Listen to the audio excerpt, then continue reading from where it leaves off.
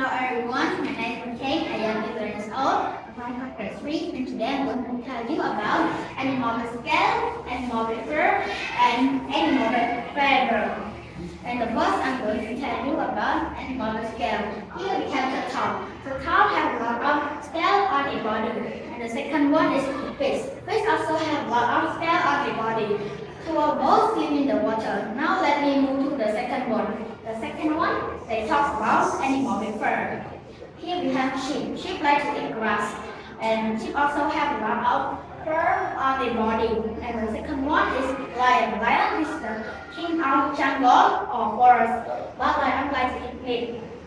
And lion also have a lot of fur on their body. Now let me move to the last one.